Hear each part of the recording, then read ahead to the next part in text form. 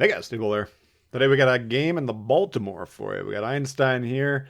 Hopefully some of you guys grabbed Einstein.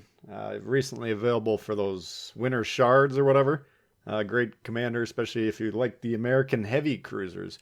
His base trait increases the turret traverse speed of cruisers, and he's got access to Ingenious on his build, so you can get double turret traverse boosts there, which is great for the American heavy cruisers because the turret traverse on those things is long and ponderous. All right, so I think Einstein's, really enhances the line for me, and I basically use them on all the American heavy cruisers in general.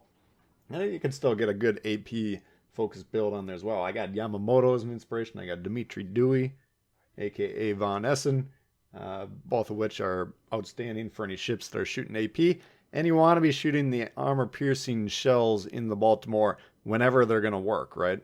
Now, if something's angled, you're not going to be doing any damage, getting penetration on them, go ahead and switch to the HE. Or if you're shooting a destroyer for, several salvos, we're switching over to HE in that instance.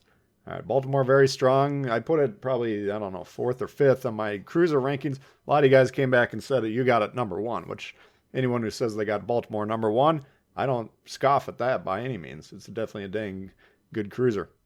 All right, so we're moving in here. We got the AP loaded, hoping to catch an early broadside. And we're going to get on the A cap, support it, or see how aggressive the destroyer is going to be, trying to take the cap. But we want this A cap, and we want it early. So mine's slamming on the brakes over there. We're trying to get him with at least one shot since we got the AP loaded in his broadside. Oh, look out. Not devastating, but not bad either. Okay, and you'll note the AP holds up really well, even at long range. Now, it's a long, high-flying shot. Okay, so you can utilize the island cover quite well. The time to target's a little bit longer, so it makes the aim a little bit harder at longer ranges, but the shells themselves, they'll continue to do great work even at range. So be using those AP shells whenever you got broadside cruisers or even battleships. And we'll talk about the aim point on the battleships as the match goes on here. Jervis coming in, he's contesting, facing off against the Z, whatever that Z is here on our team. Jervis trying to use the smoke to disengage. We go ahead and hit him with the radar, and we got the sonar going, making sure we're seeing these torpedoes. He's in trouble, all right, and this is why killing the radar cruisers is so important. It needs to be a huge priority, probably your top priority in matches where you have destroyers on your team, especially domination mode matches. Then it's even more important, okay? Because those destroyers, they're the ones responsible for scoring the points for your team, winning the game. But if the radar cruisers catch them, boom, they get wiped off the board very quickly, as the Jervis did there. So made short work of him, and now we got a Plymouth. Now Plymouth, I want to be careful of any torpedo strikes on him, but we go ahead and switch in the AP here. Harder to angle against these American heavy cruiser AP anyways. They got increased penetration angles, and the fact we got Dimitri Dewey, well, this thing's going to have to be nearly pointed directly at us to be able to withstand these shots coming around here. So we're being very aggressive here. Still got the sonar going. We'll get some early look at any torpedoes coming our way, and it's currently spotting him in the clouds. So I'm hoping to blow him up with one shot here as we come around the bend. Trying to be careful with the battleship in the back there. We do have a Ritchie. And not quite the huge shot that I was hoping for there. Not bad.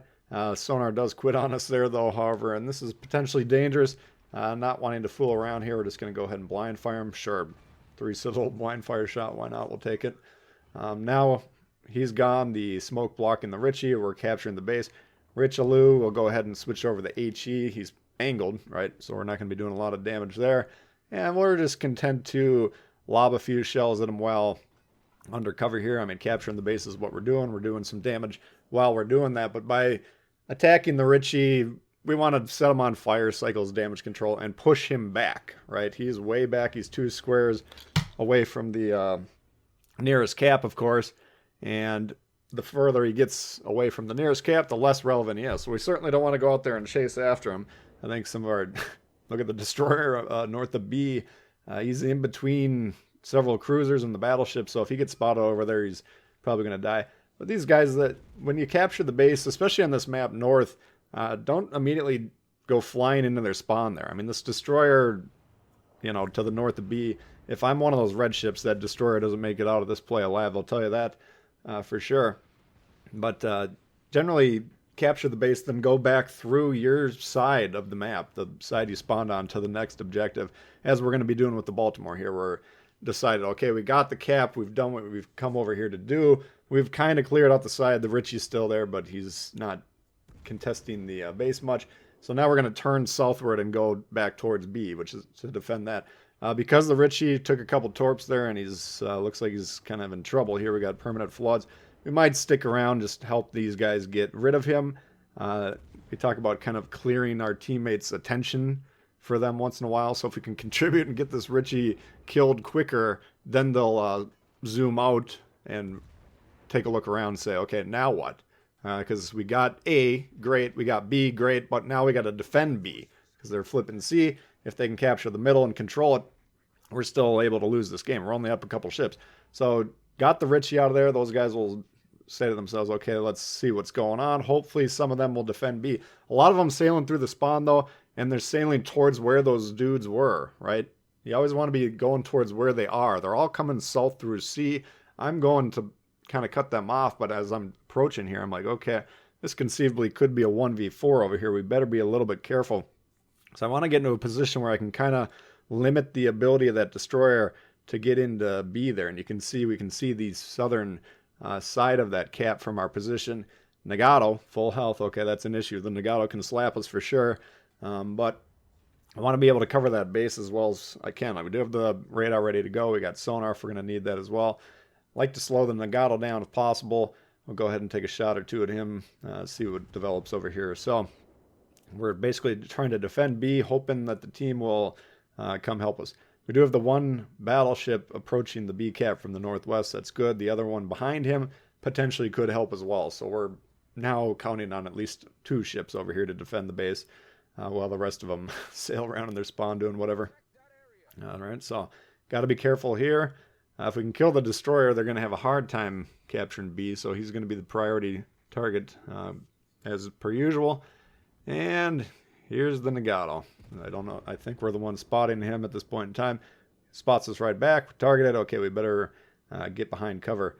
Go ahead and keep firing this HE, but we're looking for the opportunities to use the AP like we talked about. There's a Kutuzov. He's going a little bit, trying to get some distance between him and the ships to the north of him and utilizing that on. So we switch over to the AP there. Going to see if he comes flying through here. And it looks like we got some smoke. Kutuzov, of course, has a smoke charge, so he's probably just chilling back there while that smoke is effective. There's the Lightning, though, the final destroyer. And now it's a decision-making time. We use the radar there to help those guys spot him through B, hoping they're going to take some shots, even scare him away. But he's thinking twice about going into B now. You can see he's kind of backing up. He is taking some damage, which is outstanding. So this is an instance where usually as a solo player, I like to use the radar when I can shoot because I know we're going to get some production here, but I thought it was a worthy play. And especially if you're in a division, if you can say, hey, yo, I'm about to pop the radar, get ready to shoot that thing, I think it's right about there. If you can get that communication in before the radar so they're ready to shoot, that's even more effective. But good job by the team there utilizing that information and getting some shots, and more importantly, keeping them out of B. Nagato, recognizing the situation, gotta get control of the scoring here, so he gets on B while he's fighting those battleships.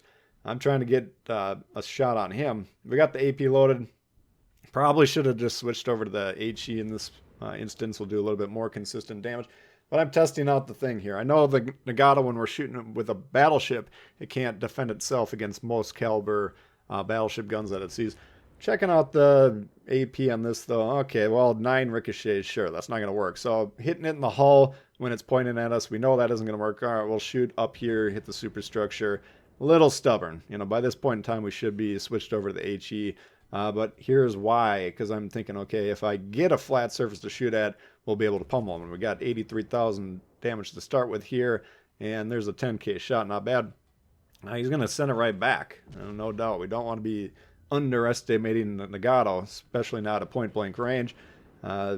Shots there, a couple of them drop in the water, get some damage there. Probably just going to aim up, and we always want to be looking at the results. And you can see rather than shooting waterline where there's going to be some more armor, we just aim up a little bit. There's a 6k, not bad. a little bit more reliable. We'll get the full penetrations, we'll get the damage, and you never know, you might get a Citadel shot mixed in there as well. Even when you aim up a little bit, sometimes that happens. So, Nagato, he's trying to kill us. He should be coming up on his reload here. He's slamming on the brakes, looking for us. We should be slamming on the brakes, but I guess we're committed to the bit now. No, we're going to hit the island and bounce off there. I want to be protecting ourselves against this thing because the game's not over yet. It's looking good. As long as they don't kill us all, we'll win. But I'm seeing a lot of low HP ships and destroyers who tend to kill themselves the later it gets into the game. So I'm not feeling too comfortable yet. If I get removed from the game here, I'd be a little nervous. Good shot there, and the Nagato takes him out.